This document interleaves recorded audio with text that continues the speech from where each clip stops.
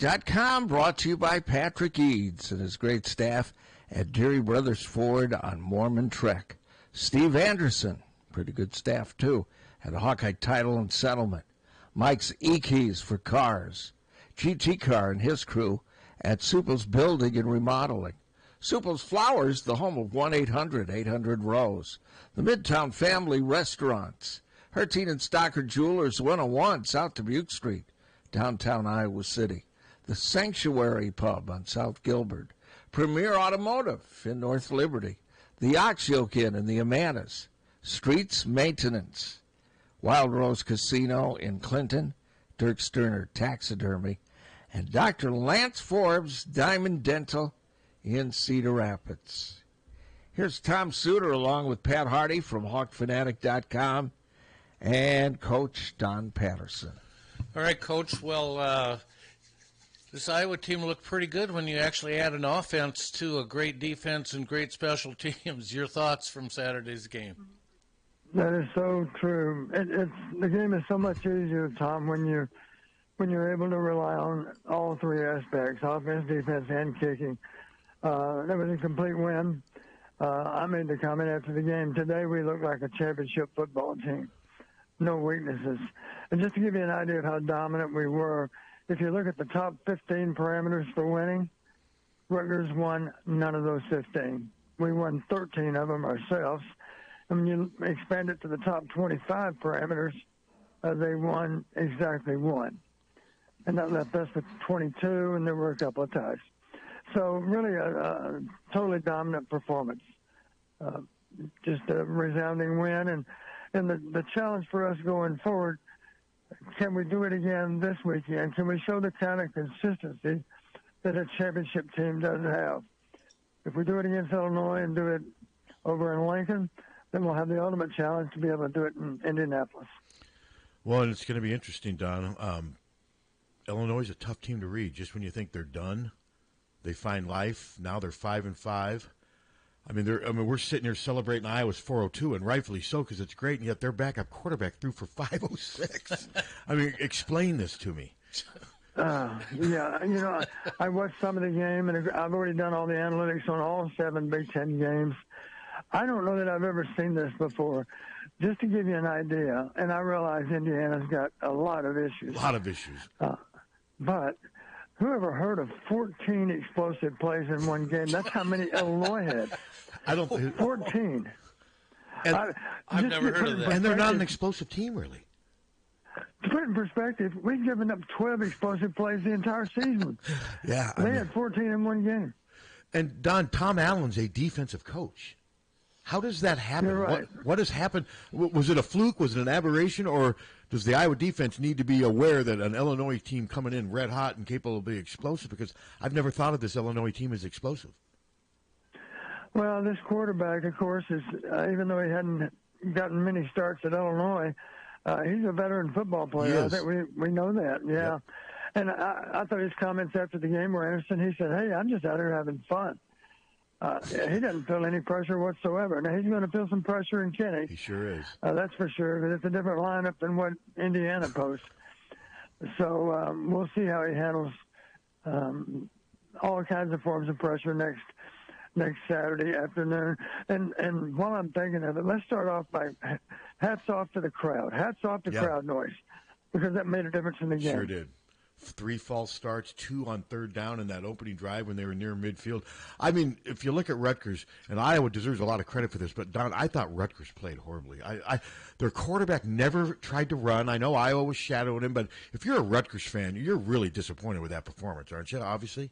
Well, it was amazing to me that they didn't try to get the ball. Well, first off, I was going to say get the ball into the running back's hands more often. No. He had 13 carries for 39 yards. Their problem, of course, is they simply couldn't stay on the field. No.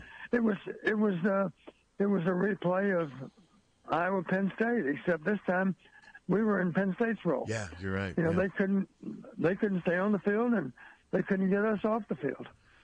And as a result of that, they had 13 carries for their number one running back. It helped that he got injured later in the game, but he runs hard. He was not much of a. He does run hard. He earned all 39 of those yards he had. He sure did. And and then beyond that, just to be able to consistently move the ball on offense. How about this for a key stat? I'll share it with you now. And going into the game, I looked at all 6 of Rutgers games to see, are there any parameters that identify the winning team 6 for 6? And there were only 2 that did that. One aspect of play that the winner was identified with in all 6 games was average starting field position. So, the report I gave to Kurt was we have to win on the field position game because the winning team in all 6 cases did that. Mm-hmm. And for that matter, we had won. Looking at our 6 games, average starting field position identified the winner in 5 out of 6 games. The only exception to that was our game against Penn State. Here's the bad news. That's the only one of the top 15 parameters we won, was field position. And we barely won that. We won it by 1.4 yards, 29-9 versus 28-5. So that was almost a push also. This time, though, we won it by, I don't remember the exact number, maybe about 10 yards, average starting field position, a 10-yard differential. If it's that kind of differential, you'll win the game just about every time. I thought, Don, the first 2 plays of the game, LaShawn for 9 and then LaShawn for, 33 maybe? I mean, that just set the tone. Right. The offensive line had a surge, and Rutgers, to me, never seemed to match them, that front 7 physically. It just seemed like Iowa always had the edge. Yeah, I swear to God. Are you sure, Pat, you don't have my notes? Here's my first entry. LaShawn for +9 and +24 on the first 2 plays. Yeah. Set the tone. That's exactly what I said. It really did. Yeah. We let them know we're going to be coming right at you. You better have your chin strap on really, really tight because we're not gonna back off. And it was just a wonderful way to start the game, to let them know who's in charge. And we reminded them periodically of that. Talking about the quarterback and how they used him, I was really surprised. They had some zone reads, and I swear he should have pulled the ball a couple of times. Yes. And we did a pretty good job playing. You know what I mean by zone reads? Oh, sure, yes. The quarterback, yeah. Yeah, the quarterback has responsibility for the end man on the line of scrimmage. Uh-huh. There's a time or two, I think Joe Evans did a good job of slow playing the quarterback there. He wasn't sure that he should pull the ball, so he reluctantly gave the ball to the back, and there was really no place to run. But a time or two, incidentally, that same slow play on the part of Joe Evans, it gave him a chance to still get in on the tackle sometimes. Mm-hmm. So I would just realize they needed a big play, and the guy's a dynamic runner. I would have been tempted to pull the ball a couple of times for sure, just to test us out on that misdirection aspect of zone read. Don, there was one play in particular where he was rolling to his right towards the Rutgers bench. I'm like, God, they better get somebody on him because he's going to run. But instead of running, he forced a ball to the sideline that was not caught because it was defended well by Cooper, and he didn't run. It looks like he was probably 10 yards separate from Jay Higgins, would have had Higgins in a one-on-one match. If you're an option elusive quarterback, you'd like to think you could win that, even though Jay Higgins is but he chose to throw. He just looked confused, and it looks like he didn't trust his legs to run against Iowa. So is that Phil Parker working his magic in some ways? Well, that's part of it for sure. I think, listen, in his defense, he's still only 20 years old. Okay, you're right. And Kinnick is not your typical environment. There's no doubt about that. I think he was a little bit intimidated by our defense, a little bit intimidated by the crowd. He just played like he was a little bit on the inexperienced side, and they didn't give him a chance to really gain much confidence. We didn't, and for that matter, in terms of play calling, maybe it would have been okay to say, Gavin, if in doubt, pull the ball and run up the alley. Let's not just always hand it off. They did run him a couple of times, but the play didn't even make much sense. I called it Q pop out. I think that's the best name for it. They had a back in the backfield with him, and they ran him, but they didn't. There was no misdirection involved. They basically just ran what we call a lead play or an ISO play with the back leading for the quarterback. They ran it twice. They gained a total of 4 yards with it.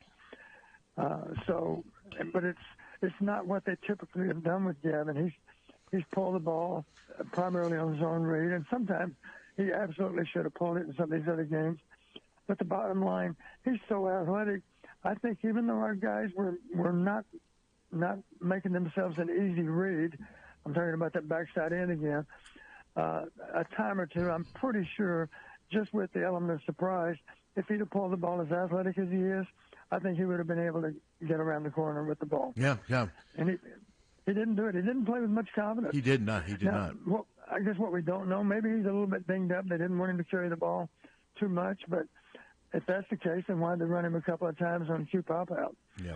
So that made no sense either. I look at the stats. Go ahead. I'm sorry.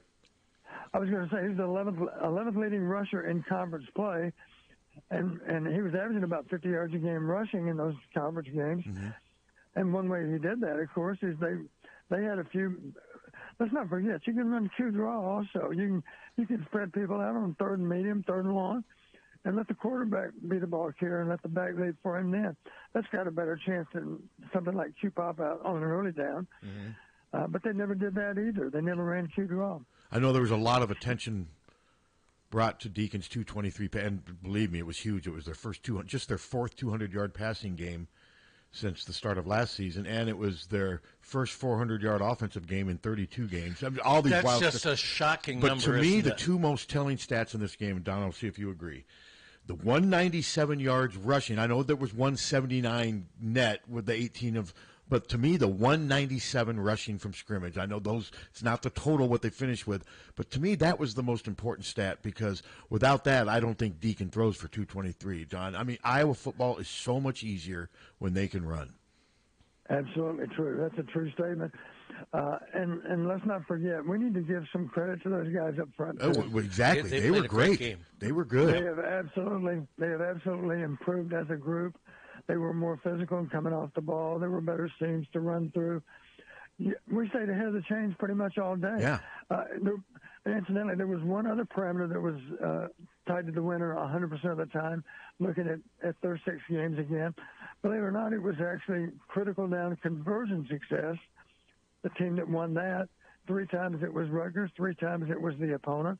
But in all 6 games, the team that had an edge on critical downs went on to win the game. I made the comment to Kirk. I said, that's one parameter I don't think we have to win because we've already beaten any number of teams when we didn't have an edge on critical downs. But here's the rest of that story. We had a significant edge on critical down success. We converted 11 out of 20, 55%. They had some dismal number that was something less than half that. I can't remember what it was. Oh, here, I've got, now what? Okay, I've got the stats in front of me. What am I looking for critical now? Downs. What was their? I don't think it does critical downs. It's just Rutgers was 2 of 11 on third downs, and Iowa was 9 of 18. Unbelievable. Yeah, huge difference. And then 2 for 2 on fourth down. Yeah, and the key to the obvious question is how did we convert so well on critical downs? A much higher percentage of those were third and short. Yeah, we had short. 3rd and 1 a lot. We sure did. Yeah, we did. Okay. Yeah, and we called hard-hitting running plays with confidence because we were confident that we owned the line of scrimmage. So, Don, if you're Brett Bielema, how are you saying to yourself, God, is their offense finally showing a pulse? Or now are we going in there at the wrong time? What do you think Brett's attitude is, and what do you think Brett's game plan will be on Saturday? Well, there's let me follow up by saying this. There are all kinds of reasons that we ended up with 402 yards. Yes. One reason we need to address is because of the play caller. Yeah, sure. I thought Brian had a good day. Sure I really did. Brian did a really nice job of giving Deacon plays that were pretty easy to make, giving him a lot of high percentage throws, and the obvious question about throwing the ball behind the line of scrimmage. Is your perimeter blocking going to be good enough to make positive yards with that? Or is the ball carrier going to be electric enough to make a guy miss? And the answers in both cases were yes. Perimeter blocking was good. I'll just cite one particular play. How about the touchdown with Brown? There were 2 really good perimeter blocks by 2 young tight ends. 2 young tight ends got excellent blocks, and that still required Caleb to run through a tackle, and he did that. Yes, he ran through a tackle and scored a touchdown from 10 yards out. Yeah, no, that was a good play. Caleb kind of arrived, I think, a little bit. Well, they're Saturday. figuring out how to use him, and he's Yep. I mean, remember, he didn't dress for a game earlier this year, and I think he's more focused now, and he's trusted the process, and now he's being rewarded. And Deontay Vines is hurt. I mean, that's part of the reason he was given his chance. And so if you're Brett, though, I mean, is it going to be come in and make Iowa stop the run, load the box, make him throw? What do you think he's thinking? Well, one thing that did help us, we had quite a bit of empty.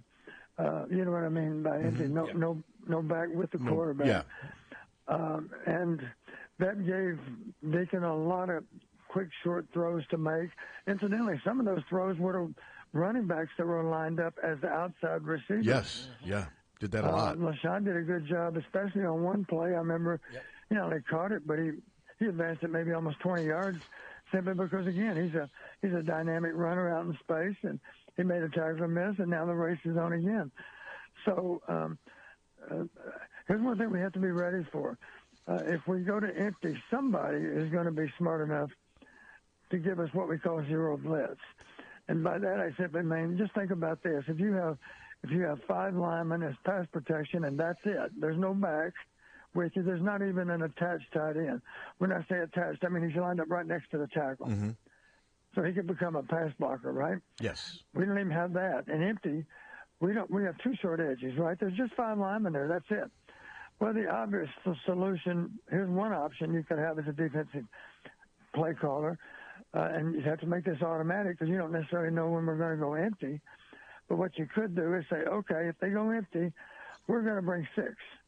We're going to bring 6 and play straight man coverage, and we're going to press up on the receivers because we know they have no choice but to catch and throw, right? That's what you have to do because if you're bringing 6, just to envision 3 pass rushers on one side of the ball to the left side of our offense, let's say.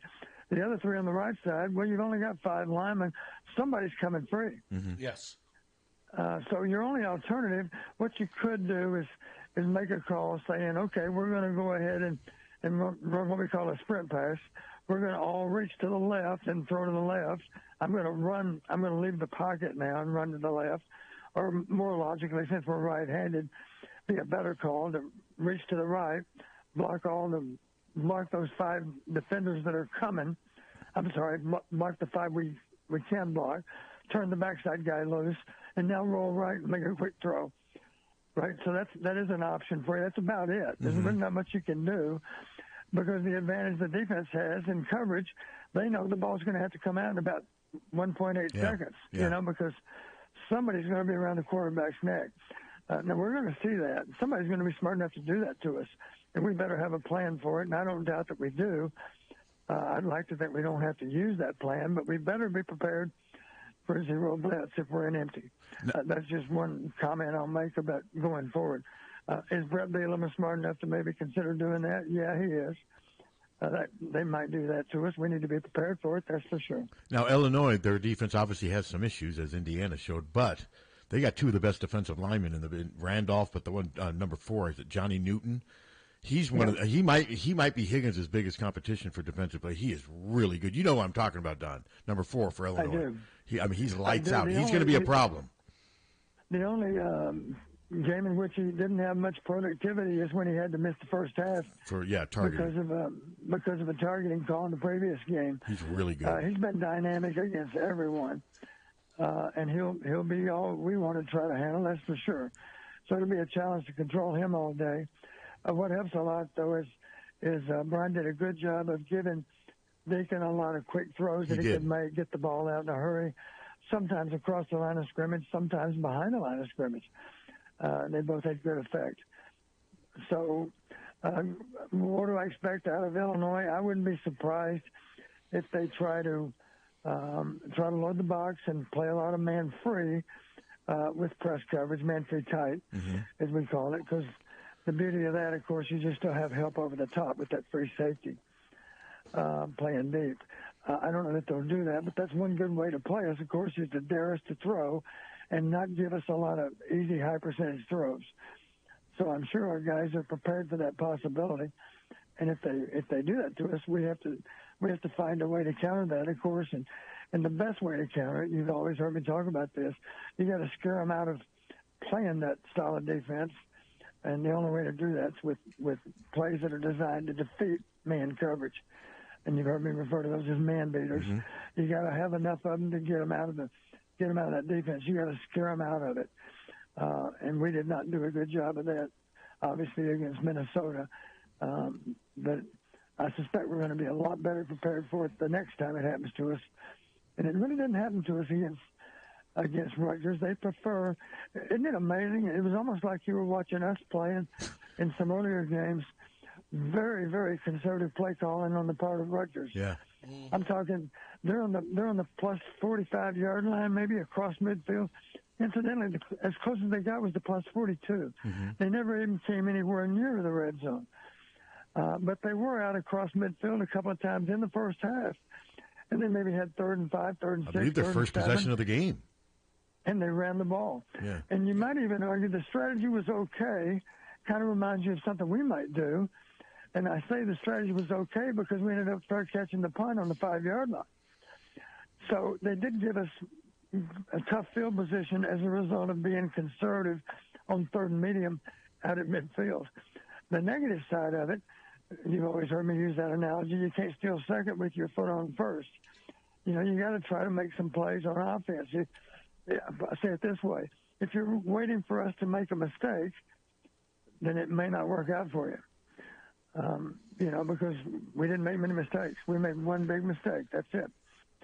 And so they gave us long fields, but giving us a long field is not that big a deal for us because even if we struggle to move the ball, we can still punt it to the other end. And every time we traded punts, incidentally, we picked up quite a few yards. So the punting game was, you know, Torrey was more back to the old version of Torrey, and that means we're going to win yardage every time we trade punts. I mean, studying Rutgers coming in, and one of the things, their notes and everything they were pushing is they've been dominating time of possession. They've had a lot of long, extended drives. Greg Schiano seems to like to play the way Kirk does, you know, use the clock, chew up time. It seems like even when they realized they weren't moving the ball, they still stayed with that mindset. And to me, it was self-defeating. I mean, they ended up with 127 yards because it seems like they kept trying to work the clock and they just wanted to get to the end of the game and hopefully maybe make a field goal. I don't know. It was just a really weird mentality. But do you think it's because that's how they play football and they just weren't used to it? Now, I mean, they had a lot of yards in most of their games this year. I mean, the Ohio State game. I mean, it was weird how they couldn't adapt. Yeah, they outgained Ohio State even. Yeah. I think they simply underestimated our ability to play the right kind of ball control football, and that is simply look. Realize this, Pat. When you look at turnover margin for the season, they were +5. We were -3. Yeah, that's a good point. You know, I think Schiano expected we're going to win on turnovers. We're going to be +2 on turnovers. We're not going to do anything stupid. Because if we give Deacon Hill a chance to, he'll make enough mistakes. Mm-hmm. But he didn't. He made one mistake. That's it. And it was a big one. Luckily, though, it was thrown so poorly, Don, that guy couldn't pick six it. A better throw, that's a pick six. And that guy, but that's a concept. You know, I was just thinking at halftime we're up 3-0. We should be up as a minimum 9-0. Uh-huh. I'm basing that on one more field goal rather than the miss. And at the very worst, a field goal on that last possession. You just got to realize, even think of it this way. You know, when we're up by 7, the other team feels like we're up by 14 because they're having to go against Iowa defense. Mm-hmm. Now, the bad side of that, when we're down by 7, it feels like in the past, it feels like we've been down by 14. Yeah. You know, because we have a hard time coming back from any kind of deficit. So my point is, even if we're just up 6-0 at the half, that's different than 3. That's different than 3-0. It sure is. It is, and it's just unfortunate that we, and I'll put a little bit of the primary blame for that play, of course, is Deacon. Sure. But I will say this: that was a smash flag concept. The concept is not all bad. What we're trying to do, the number 2 receiver for us was Nico. Number 2 on the trip side of formation. Nico's job was to win the back pylon. That was his job. And that's a good safe throw, you know, because you're thinking, okay, it's either a touchdown or it's out of the end zone. And we can still kick on 4th down. So in that regard, on the next down. If we probably had time for 2 more plays because we had 14 seconds. We still had a timeout. So if the flag route to Nico goes incomplete, takes maybe 6 seconds for that at the most, we still got 8 seconds or more. Probably got time to run one more play, and even if we do get tackled with the ball on the field of play, we can still kill the clock and kick the field goal. So we probably could have had 2 more shots, that play plus 1 more play, if we just simply thrown the ball away, as an example. And the route wasn't very good by Steph. I would recommend, if you're going to run that concept on the goal line, and you're the smash part of the concept, your job is to tie down that corner in the front part of the end zone, so we do have one-on-one on the throw to the back pylon. The route was shaky. He allowed the guy to have position on him. He should have kept position toward the ball on the corner, and the guy had a chance to undercut him, of course. And as you mentioned, Pat, kind of a scary play because it's conceivable that he might go to the other end zone with it. Yeah. And that cornerback's really good. Wasn't that Max Milton? That was a really good cornerback making that play, too. So but so it's still a learning experience for Deacon. And again, it wasn't all Deacon's fault. Need a better route out of Seth. Incidentally, Nico could have done a better job winning to the flag. His route didn't present a lot of good options either.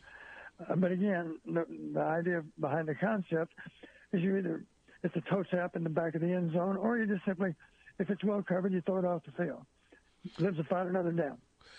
Well, the magic number for Iowa appears to be 8. If Iowa gets ahead in any game by 8 or more points, in the last 72 games, we are 70-2. Yeah. Isn't that incredible? Yes, it is. It speaks volumes about our defense, of course, and our ability to protect the lead. It says a lot of good things about the offense, too. It means we don't give the other team many opportunities with our own mistakes. Let's not forget, huge disparity on penalties, too. Not just this game, but all kinds of games. We simply don't draw many fouls. There's another team in the league that also does a great job of not being penalized. And, Pat, that's your Wolverines at Michigan. Mm-hmm. They often finish games with 0 penalties, too. We do that. If we have a penalty or 2, that's about it, not many. And let's face it, teams that come into Kenny invariably end up with a few false starts. And I made a comment last week, our fans have to bring their A game too. They absolutely did. That was a really vocal crowd. Is there any doubt in your mind at 2:30 this Saturday, with a chance to clinch the championship, it's going to the be West rocking. Division championship on the line, our fans are going to be ready all over again, I'm sure. Yep. Iowa 0 penalties, 0 yards. Rutgers 7 penalties, 40 yards. But here's another interesting stat, or stats I should say. The 63, 54, and 53. That's LaShawn Williams, Caleb Johnson, and J.Z.N. Patterson's rushing totals from that game. I can't remember a time when 3 running backs made almost an identical contribution. I mean, it was really impressive how Liddell rotated those. I think LaShawn got a little injured there for a while, and that gave Caleb a window to come in there, and he was ready to go. Talk about that, Don. The depth they have at running back. These 3 are healthy, and I like all of them. Talk about not just the yards were evenly distributed, the carries were evenly yes, distributed. They were. To 14 carries, 13 carries, 10 carries. Yep. Just imagine how the other team feels. My gosh, pick your poison. Which one do you want to tackle? None of them are any fun. They're all good. And so you just keep saying you never play with a tired running back. Nope. That's the beauty of that. And let's face it, poor Wisconsin's a good example. Braylon did play 3 snaps, I noticed. He tried to go, but he had 3 carries for 3 yards. That was it. And at that point, I guess they simply realized he's not ready. So here's Wisconsin having to play with a 3rd running back. And the bad news for them, 1 and 2 are down, although Braylon did have 3 snaps, 3 carries. But let's face it, even if we just had to play with one of those 3 backs and play with that same guy all day long, we're not going to get the same productive results because fatigue is going to be part of it. Oh, no, you're right. But the running back himself, though, would still be quality, whereas I think at Wisconsin, the level of talent has dropped significantly going from 1 to 3, wouldn't you say? Whereas at Iowa, I think the level of talent from 1 to 3 is pretty similar. These 3 guys, to me, are all good in their own way, is what I'm saying. But, to have 3 is way better. Yeah, you're right. I couldn't help but notice that 3rd guy Akers, I think his name is. Yeah, Jackson Acker. Yeah, he didn't even have the majority of the carries. There's some other guy that had more carries than he did. An Italian And name, right? Like a Yeah, I think so. Oscar Kelly or something What it like says that. to me, just watching him against us, he's a big, strong back, but he is not to be confused with Braylon Allen. Or Chaz Or Malusi. Malusi. Yeah. Yeah. So, the beauty of our three guys, they're all productive. They're all, in my mind, they're all better than Wisconsin's number 3 back. Yeah. And that gives us That's what I a meant. chance to not have any drop-off from one ball carrier to the next. And Iowa does reload at tight end, and you're seeing it now. Addison Estrenga had 8 catches in that game. He had 47 yards, and then Ortworth. And that was one of those play. where that was a complete breakdown. The biggest thing with Ortworth is that he caught that ball, because that would have been an easy ball to drop down when you're that wide open. And I think it was Deacon even said he saw Ortworth's eyes getting bigger and bigger as the ball was. That would a lot of guys may have choked and dropped that ball, because Don, sometimes you can be almost too wide open. Yeah, and really one reason that play worked, it's a little bit of a non-traditional formation. We had the freshman on the left side of the line, lined up next to the left tackle, and then we had a wing tight end right there beside him. And then to mess with him a little bit, we motioned the wing tight end back into the backfield, like he was an offset fullback. But even when we snapped it, he still came out of the backfield, and he clearly occupied the corner with his release down the field. It was a wheel route, as I recall. But the mistake that was made, the safety ended up triggering on that same wheel route. And now all of a sudden there's a big seam, of course, down the field. And the fact that there was no good fence post underneath, no linebacker to play that throw, simply because we're just driving a receiver on the other side of the field across the field. And his presence in front of the linebacker kind of tied him down, made for an easier throw down that seam. And to Deacon's credit, he gave him a very catchable ball. He did. And to that young man's credit, he knew what to do with it. He ran further than he could ever imagine running in a football game as a young player. How long was it? I forget. 54 It was 50. Yeah, and let me see. It was the longest pass play of the season. It was. Let me see. I got it right here in front of me. I just got to find it. It was beautiful. Yeah, definitely 54. I've got it here. Yeah, 54. Yeah, it was the longest play. 36 had been the longest play prior to that. So, yes, it was very, very impressive. It was needed, too, because it just seemed to kind of just to continue. It's like the offense was just, wow, look at this. Look what can happen when things are working well, when you're running. And it was fun to see. Now, Tom and I were talking before the show. I mean, you could make – to me, the Big Ten Coach of the Year is down to 2. And I say this – I guess you almost don't even count Ohio State. I'm not going to count Michigan, obviously. You can't. No. But Ryan Day's undefeated, and I'm not even – but to me, David Braun right now would be my pick ahead of Kirk.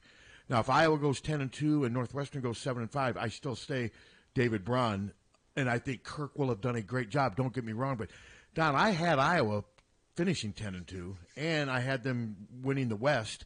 I had Northwestern. I went back and looked. I had them going 2-10 or 1-11.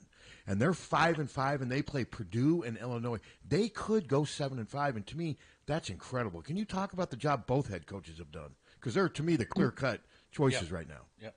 Yeah, David Braun has done a great job. And just to put it in perspective, they had a dismal season last year. Yeah, they were 1-11 with Fitz. And Fitz is out in, July? Yeah. It was. Yeah. So, here we got camp starting up next week, and we got an interim coach, and the players, of course. I'm sure that's a huge blow to them, and yet, truthfully, they've been fairly consistent all season. Ben Bryant was clearly their best quarterback. He played well in the early season. He goes down, and now the backup comes in and plays well. Yeah. At least played well until they ran into Iowa.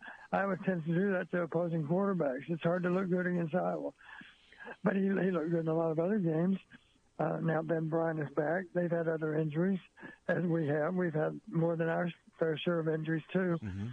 But the bottom line is they've been a really resilient, gritty bunch of young men, and you got to give them a lot of credit. I didn't give them much chance to go into Camp Randall and win. But no, I didn't either. They only won. They made it look easy. They did. And Mordecai was back. The quarterback was back. Oh, he was? Wisconsin had a reason to feel really optimistic about the game, and yet the game was over by halftime. I think they had 24 at the half, didn't they? I think so. And it ended up being 24-9. But Wisconsin's offense, I'm sure. I'm sure Badger fans are like, "What the hell is going on?" I mean, they're not. And granted, it's his first year, but this has not been a step forward for Wisconsin. Right? So, Don, would you be surprised if Northwestern doesn't make Brown the full-time head coach?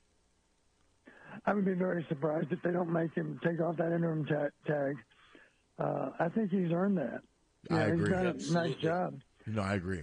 So, okay, now talking about head coaches, I got to get your comments on the Jimbo Fisher, Texas A&M. Jesus God. I mean, the money involved. I mean, I know they've got oil money and they got deep pockets, but Don, have you been following that at all? Well, I'm aware of the number, $76 million, I think I heard.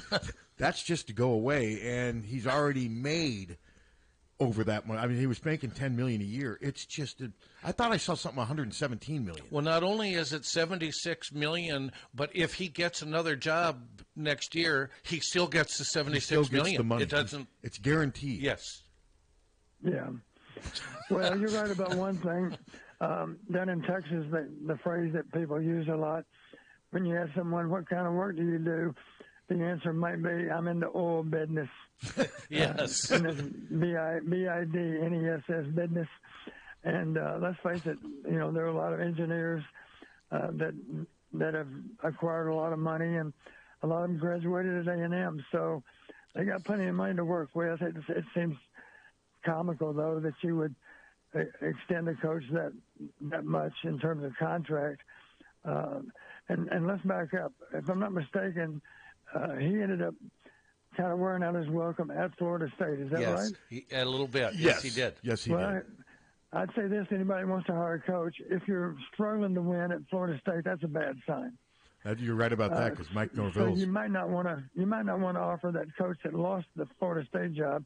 You might think twice about offering him a lot of money to do your job. Yeah, I was stunned. What a poorly negotiated contract on the part of Texas A&M. Yeah, we make fun of Gary Barter and Iowa. My God, God. that compared to that, they're the iron wall. No, that was. Yeah, I'm thinking, how much leverage does Jimbo Fisher have? He just got fired at Florida State. I don't think you had to pay him quite that much. No, I agree. Or find a better coach that's a little bit cheaper. That might be a good idea. The funny thing is the Dan Lanning is like all the Texas A&M people are. To me, and Don, I don't think Oregon is going from Oregon as about to enter the Big Ten to Tech. Is that a major step up? Texas A&M. No, and Oregon's got plenty of money too. Yes, shoe money. Nike. But some of the now Mike Elko's another name, the Duke coach. I could see going from Duke to Tech. But it's funny. I read a story, or it was more of a commentary about Texas A&M is a great job, one of the greatest jobs ever. They just haven't found the right coach to expose that, to show that. Do you agree with that? Well, first off, I question their judgment about joining the SEC. I think they'd have maybe been better off. I agree with that. Staying in the Big 12. But, I agree with that. Yeah. I don't know. I do remember when I was at West Point, one of my fondest wins was at Texas A&M because we were not supposed to beat them. I do remember that.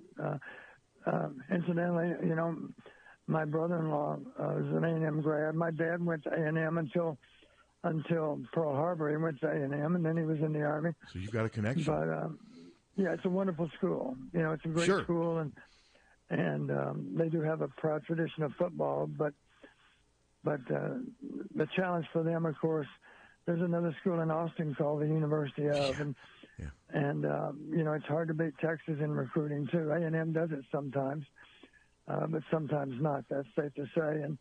And let's face it, one argument to stay in Texas, stay at the University of Texas rather than go to A&M is A&M's road games are way out of state. Yeah, that's a good point. Somewhere, and Texas road games, well, up until now they've been in Texas or in the Midwest, a little easier to drive maybe.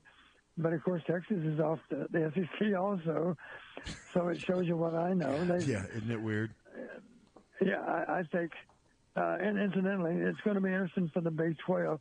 The thing they do not need is for Texas to be playing against Oklahoma in the Big 12 championship game because they're both leaving after this year. And it could and happen. And they may end up with that. Yes, they might. That's an interesting. You know, my niece teaches. She's a professor and head of her department at Texas A&M. I've been checking. She hasn't said anything about it, but I check her friends, and some of her friends evidently weren't aware how much he was making because they're like ripping the school. Well, they should be. Well, the next head coach is going to make a lot of money there too. Yes, I mean, that's just he is. That's just the nature of the beast right now, and it's going to be interesting to see who they hire. Tom, did you have? Yeah. How about Nebraska now? Okay, now they have to win either at Wisconsin or beat Iowa in the last game of the season to become bowl eligible. Both could happen. Both could happen. What do you guys think about that? Well, you know, you heard me say a week ago the toughest game remaining on our schedule, I have to believe, is Rutgers. And one reason I say that, Nebraska plays really solid defense. They do. But they're the same kind of team that can turn it over 5 times in one game as they did yesterday. As they did on Saturday. So it just depends on what happens with Nebraska. They just got an uncanny. Right now, I believe they lead the nation, I think, in fumbles lost. It's brutal. They're up there. You know, we don't turn it over, and they do. You know, it's hard to imagine we're not going to win turnovers in Lincoln. We still have to do it, of course. And I'm sure that their defense understands, listen, if we're going to turn it over on offense, we have no choice but to generate turnovers with our defense. And I don't know that they're going to be able to do that against us because we have a really good habit of protecting the ball. Yeah, it's interesting because, I mean, I watched USC again. What are they now, 7-4? I think they are. Yeah.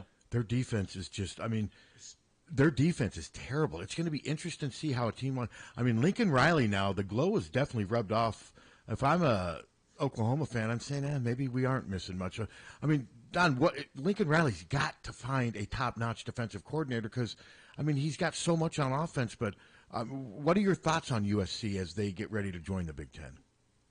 Well, Bill Brazier always said, and he was right, he always said the only problem with relying on your offense to simply outscore people, what do you do with that rare occasion when they turn it over 3 times? Yeah.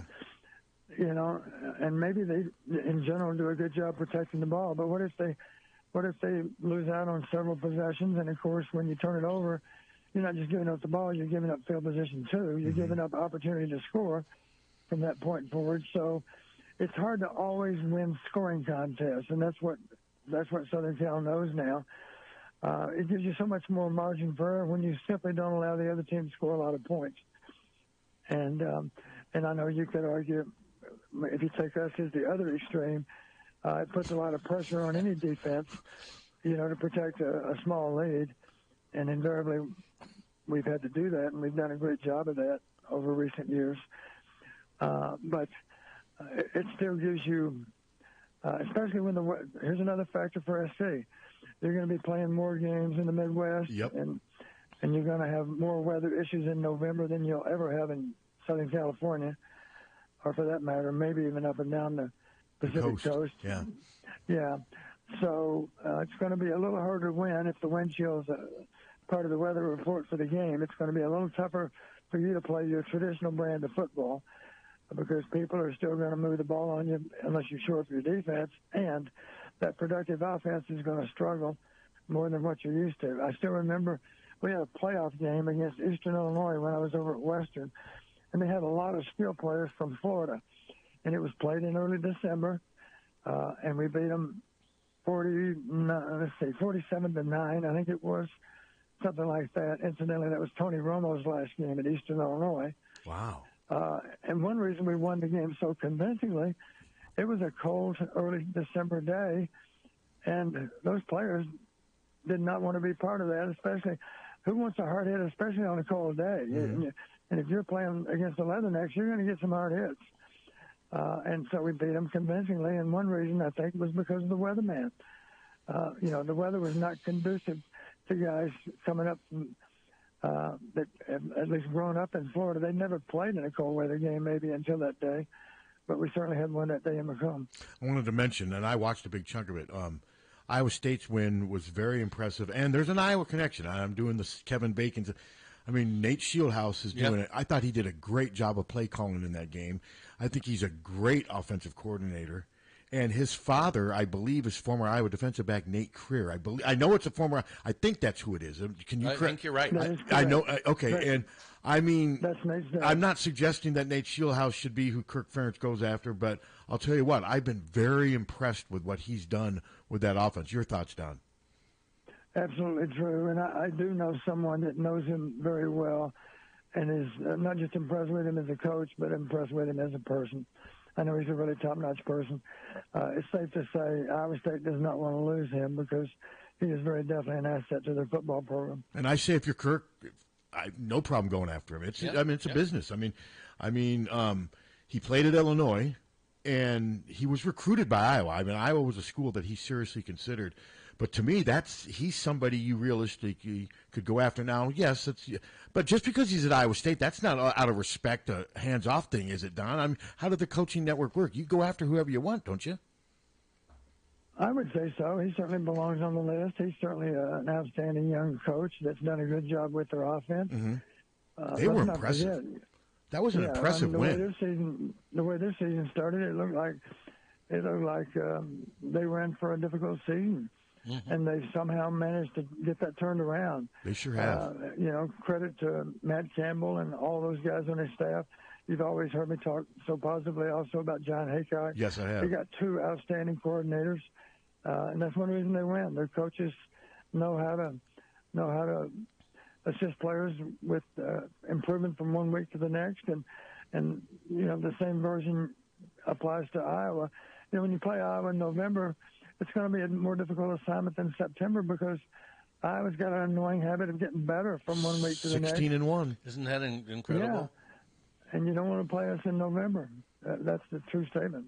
No, I hadn't really considered Shieldhouse because I wrote something last week mentioning, of course, Paul Christ and the Ryan Grubb if you're thinking way, way out there. But Nate Shieldhouse to me is an obvious candidate for the Iowa job if you can just get over the Iowa State not wanting to create hard feelings, but hey, this is big time football. You got to do what you do, and he's got an Iowa connection, but yeah, no, I watched that game, and I'm impressed with what Rocco Beck is becoming. I didn't think I thought his lack of height. I wasn't that impressed with how he played against Iowa, but man, he's turning out to be a good quarterback. He looked excellent. He did. Did you watch any of the BYU game, Don? I did not, but I will say this: let's not forget that Rocco's a football junkie. He's grown up with football. Yep. Yes, he has. His dad, of course, is an outstanding coach, and not surprising to me that he's playing really well as a young player, simply because he's not likely to make as many mistakes as the average young player. And then I watched Georgia play, and wow, I mean, I keep forgetting they've won the last two national championships. They are poised. I mean, when you watch Georgia, Don, how good are they again this year? I mean, they just dismantled Ole Miss, who came in, weren't they ranked like 8th, Ole Miss? Or 9th, yeah. I mean, did you see any of that game? I watched a little. I didn't, but I coached a game between the hedges one time, and they beat us something like 50-20, as I recall. And of course, it's kind of a measure of accomplishment to get 20 points against Georgia. Yeah. But hard to do, especially in Athens. So they're outstanding. They've got great personnel on both sides of the ball. We talk about winning all three aspects of the game. I'm not really that up at all on their kicking game, but I certainly know that their offense and defense are always going to be a force to be reckoned with, and I don't know who's going to beat them. They might win 3 in a row. It's entirely possible. Yeah, I mean, Kirby Smart has done. He's done incredible. a hell of a, to be able to do that with Nick Saban still thriving and what have you. No, it's been quite an accomplishment. So, okay, before we wrap up, though, let's go back to Saturday's matchup. Obviously, turnovers are going to be huge. They always are. And how confident are you that Iowa's going to come out and run for 125 to somewhere between 125 and 175? I mean, do you think that can be done against this Illinois defense? I just don't know enough about them yet. I do know, of course, they've got a couple of dominant defensive linemen. Mm-hmm. They did have some significant graduation losses, but mostly in the back end. And they're paying the price. Indiana shredded them. Yeah. Yeah, they still have issues in the back end. And the question is, can we take advantage of them down the field with some passing concepts? Obviously, part of our game has to be giving Deacon a chance to make high percentage throws and just relying a lot on our ability to make something happen after the catch. We did a good job of that against Rutgers, so I think we have that same opportunity against Illinois. I don't know how it's going to play out. I think we certainly have to be prepared we got to be able to prepare to defeat man coverage, because that would be tied into them loading up to defend the run. We've got to be able to do that. And I don't know that they'll play us that way, but I would suspect they might. It certainly worked well for Minnesota. Incidentally, isn't it amazing? Think about this. The three teams we were tied with 2 weeks ago, they not only all lost on the same weekend, they lost on the same weekend on consecutive weekends. The worst thing that could have happened to Minnesota was that 2 weekends. That victory over Iowa. It seems like they've fallen apart. So maybe they feel guilty for the punt return. I say that kiddingly. Well, guys, we I was going to say Purdue's really been an up and down team. They have been. They've looked really good at times. And terrible at times. Other times not so good, and that's part of the challenge for us. I don't doubt that Kirk's going to make a point of this. Our challenge is to be consistent from 1 week to the next. And let me just take you back in history. Let's not forget. Remember that blowout we had here against Ohio State? Of course. Yeah, I remember the next what week, happened too. the next weekend. Yeah. Tom brings that up often. Oh, my God. I've never seen anything like it. It was night and day. So, Don, I wanted to ask you, how much is the BLM a factor in this? Is it old news now, or is she going to get there and say, guys, I want to beat my alma mater more than anything. I love being a Hawk, but, how much is that a factor in Saturday's game, do you think? Well, the one thing I'm sure, Brett's a little bit like Kirk, and I appreciate both of them because they're not afraid to show their emotion. And sure. I think, let me just take you back in time. When I first got to Buffalo, Jeff Quinn, our head coach, he said, Don, one of the reasons I'm hiring you now, I'm going to ask you for your opinion sometimes. I want you to be honest with me. And I said, I will. I'll do that. And one time he asked me early on, he said, what do you think about the way our team's sizing up? And I said, Jeff, here's part of our problem. Our players, all they know is that you yell and scream a lot, and they somehow think you don't even really like them. What they don't realize is you not only like them, you actually love them. So don't be afraid to let them know that you care about them. Jim Tressel famously said, they don't care how much you know until they know how much you care. Well, our players know how much Kirk cares. And the bad news for us, I guess, if there is any, Illinois players know how much Brett cares. They both understand how to treat their players. And, they don't want to disappoint their coaches. Head coach on down to position coach. They don't want to disappoint them.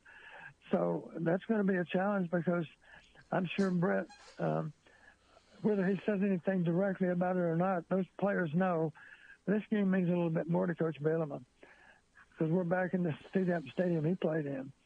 And so let's not disappoint him with our efforts. Okay. Now, the only problem with that is our players know how Kirk feels about them too. And I don't doubt for a second we're going to get a monumental effort out of our players in part because they don't want to disappoint Kirk. It's going to be a fun game. Captain, what's the weather like Saturday? It's going to be great. It's going to be even better than last Saturday. Even better. Sunny, mid-50s. Unbelievable. Yeah, I've always said this.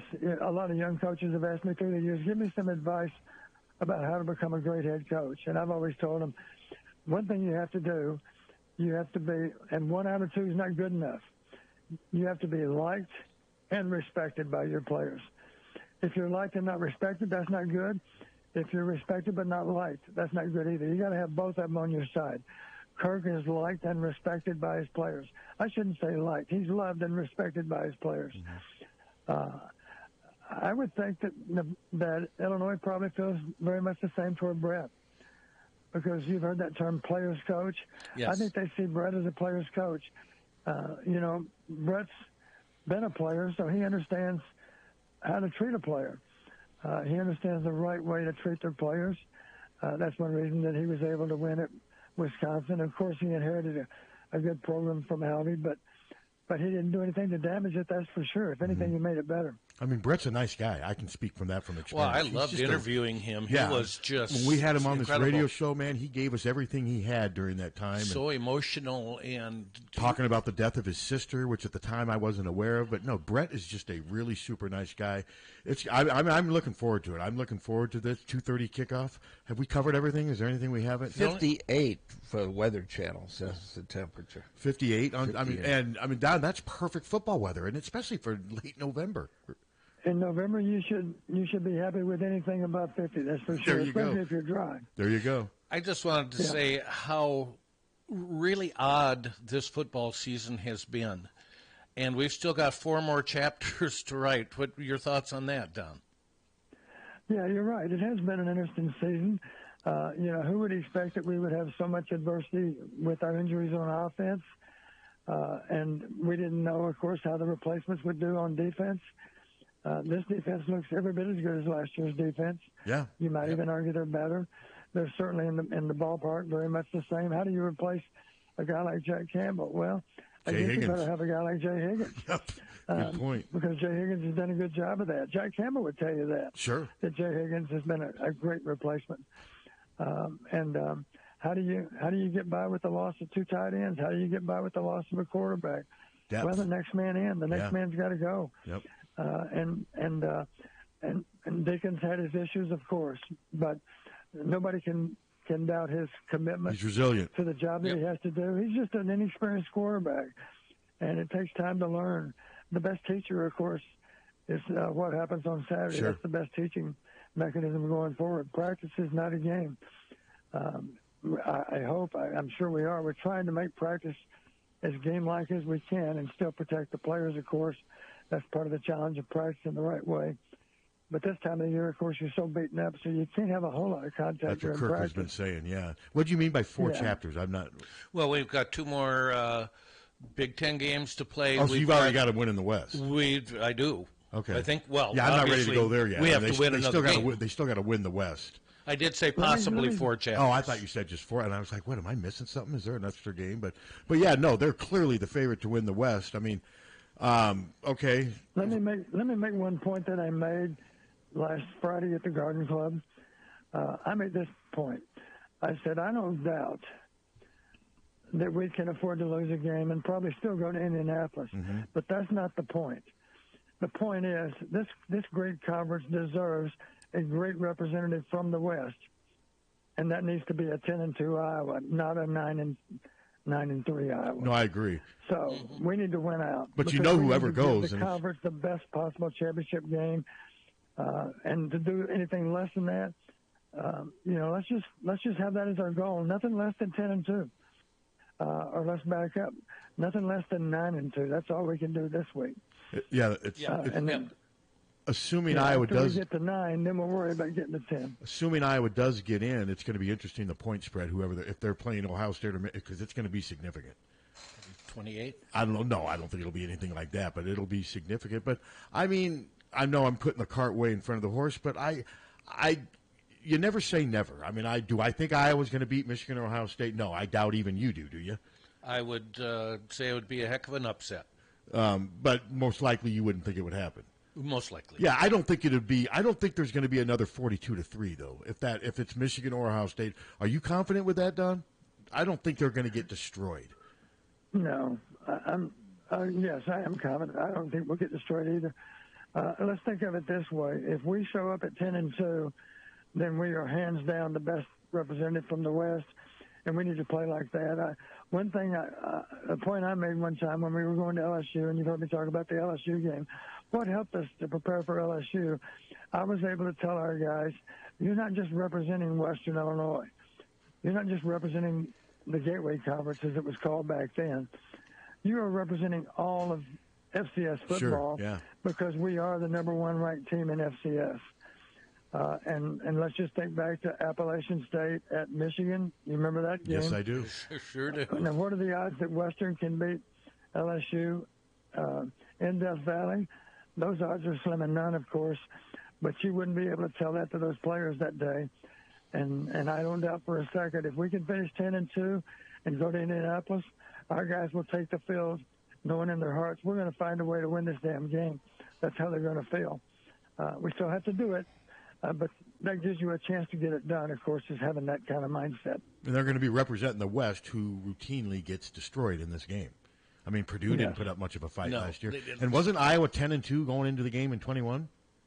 And they lost, and then were they 9-3? I can't remember. I can't remember either, but it was one of the two. Yeah. But it was one of the two. But yeah, so no, it'll be interesting. Who do you guys think it's going to be? Ohio State or Michigan?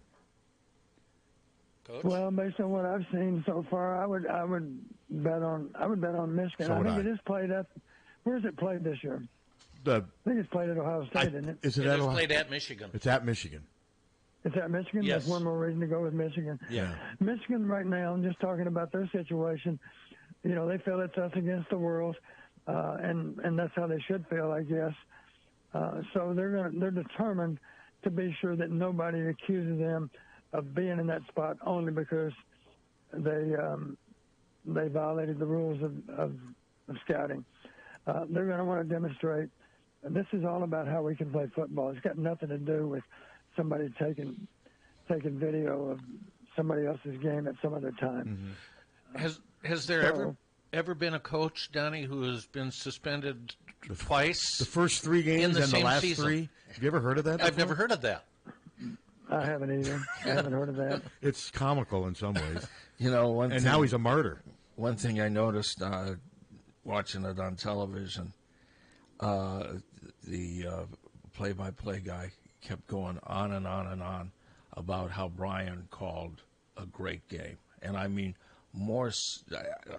to me, it was more so than you would have normally said that.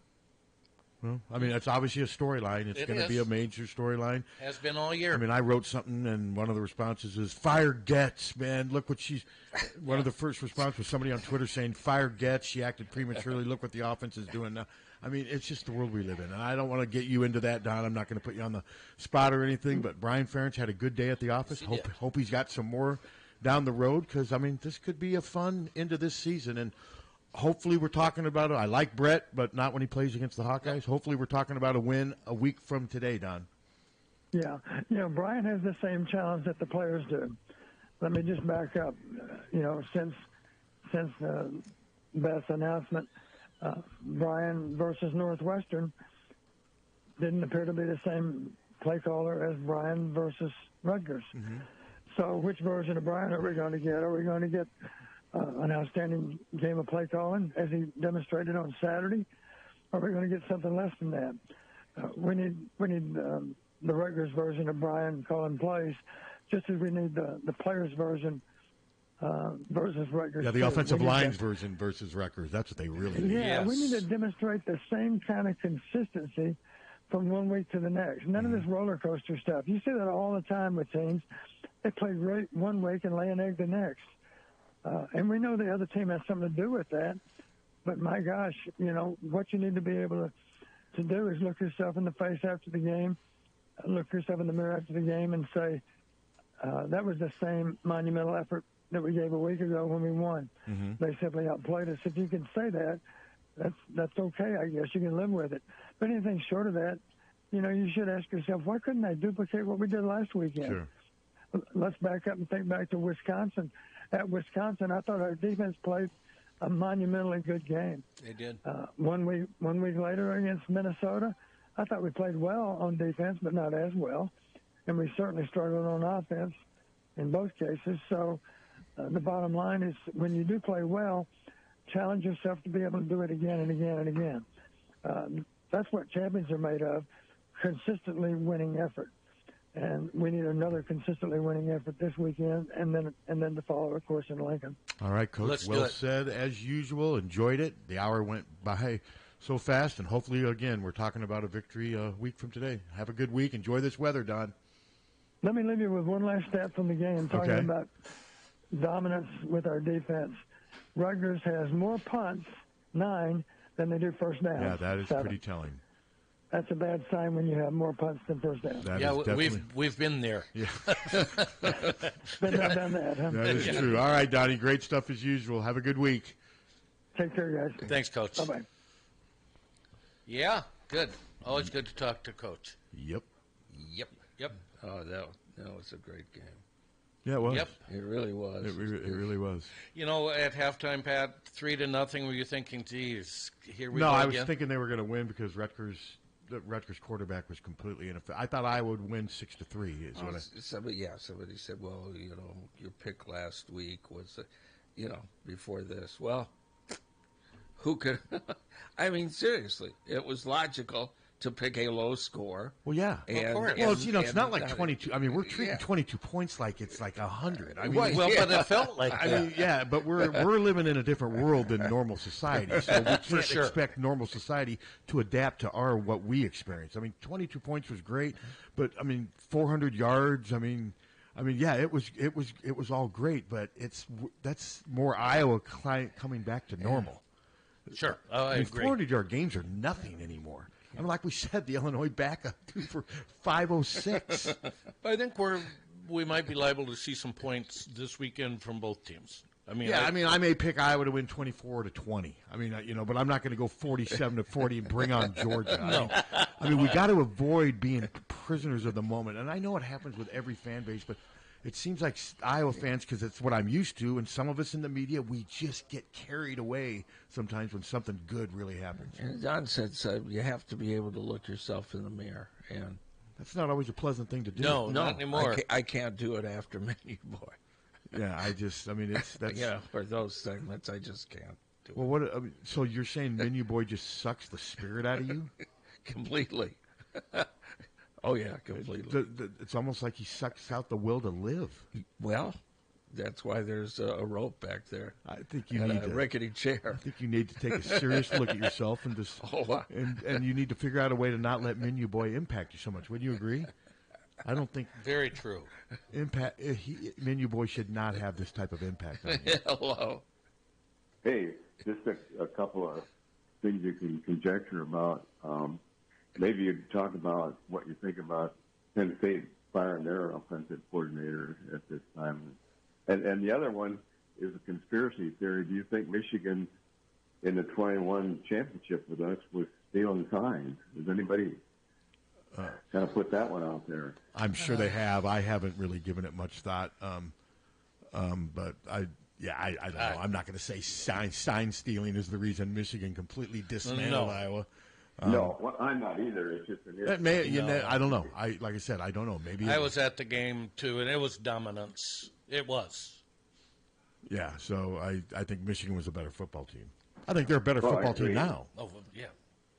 Yeah. And then the Penn State thing, that doesn't surprise me. James Franklin's under a lot of pressure. He's 1-12 now against top 5 opponents, and I believe this was the 7th time in his 10 years where he's lost to both Ohio State and Michigan. That's not getting it done at Penn State. I mean, his postgame got a little testy too. Well, I saw that. It's just really disturbing. But people think they've got the right to do it. I guess to do what? Meaner than the Dickens when he's leaving the stadium or wherever that video was shot. I guess he's going back in the dressing room. I don't know what you're talking about. Yeah, what are you talking about? Well, they're yelling at him. Some of the fans, Penn State fans, are yelling at him. Well, yeah, they're frustrated. Derogatory stuff, yeah. Yeah, they're frustrated. When you take a job like Penn State, you can't lose to Michigan and Ohio State every year. And, I've always felt that Penn State's offense has been excellent. I picked them to win the East. They've been a major disappointment this year. Yeah. Yeah. They fired their OC, didn't they? Yeah, they did this week. Yeah, it happens. Yeah, that's what. And they didn't wait till after the season. He's gone.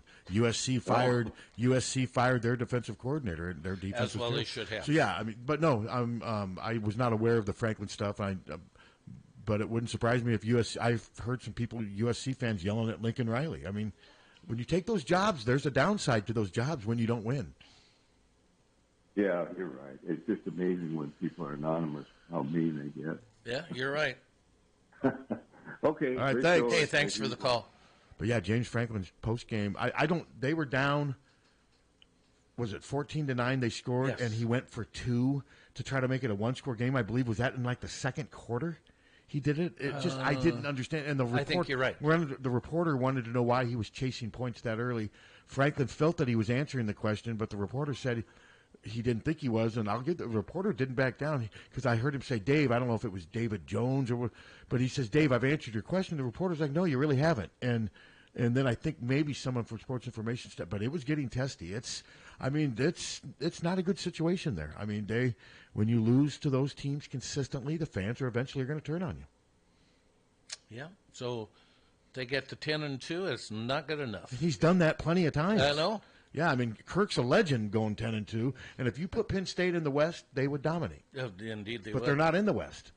You know, Iowa's taken advantage of this situation this year about as well as so far. So far, I mean, because everything ends after this year, and like we've said, it's going to be interesting to see how many of the Iowa defensive players return. Because like Higgins and Logan Lee, they've got those COVID years. Nick Jackson doesn't. Schulte has a COVID year, but I mean, there's still going to be some significant losses on defense. And Cooper could come back. Probably won't.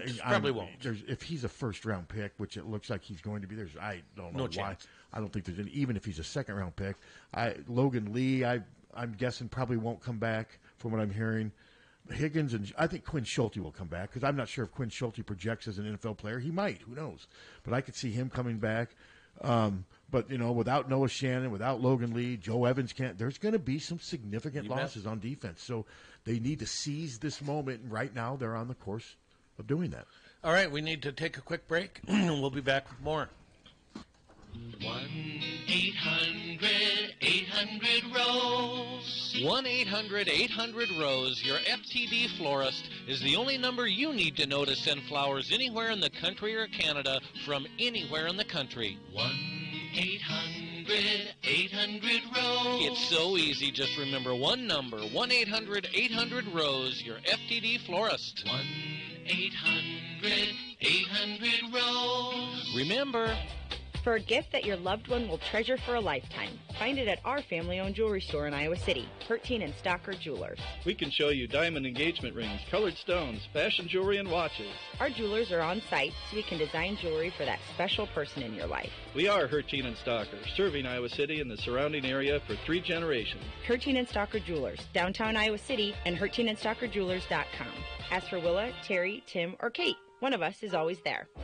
Don't wait for an emergency to get a backup for your car keys. Unlike the olden days, car keys have gotten extremely complex. Mike's eKeys for Cars can generate the most technically advanced automotive keys that are on the market today. For spares and lost keys, Mike's eKeys for Cars can produce most conventional transponder, high security, and remote head keys. Mike's eKeys for Cars will keep you on the road. Call 319-330-9185 and schedule an appointment today. Don't wait until it's too late. Call 319-330-9185 today. Are you tired of living in a home that doesn't quite meet your needs? Then it's time to call the experts at Streets Maintenance. Their team of skilled professionals specializes in renovations and remodeling, transforming your home into the space you've always dreamed of. From kitchen and bath remodels to complete home renovations, no job is too big or too small. Streets Maintenance will work with you every step of the way to ensure your vision becomes a reality. So don't wait any longer. Call Streets Maintenance to schedule your consultation at 400-4483. Let's start building your dream home today. If you're looking for a new or used car, truck, or SUV, you should know Deary Ford is here for you. To give you the best selection and pricing on new Fords, Deary Ford is here for you. To work with long-term experienced sales and service reps, Deary Ford is here for you. To give you the highest trade values, Deary Ford is here for you. To provide pickup and delivery and mobile service for our customers, Deary Ford is here for you. Hurry in or shop online at DearyFord.com. When you go to a family restaurant, you want 3 things. 1, a wide selection of breakfast, lunch, and dinner items. 2, you want those selections to be affordable and delicious. And 3, you want to be treated like family. You get all 3 at the Midtown Family Restaurant. Breakfast items available anytime the doors are open. Legendary tenderloins, onion rings, and hot roast beef sandwiches. And special ribeye and shrimp nights. Daily specials at each location. And no matter if you're coming in solo or with a group of 20, you get the same special family treatment. The Midtown Family Restaurants at Court and Scott Streets and at the Walmart Plaza on Highway 1 West. Follow them on Facebook or at MidtownFamily.com. The family's waiting for you. There's a problem here in eastern Iowa. There's not enough Hawkeye fans. I mean, really, shouldn't everybody be a Hawkeye fan? Well, maybe not, but you should be a fan of my team at Hawkeye Title and Settlement. Hi, I'm Steve Anderson, and my team of experts at Hawkeye Title and Settlement know what they're doing. Call us at 351-8600. Hawkeye Title and Settlement, the team you love, the people you trust.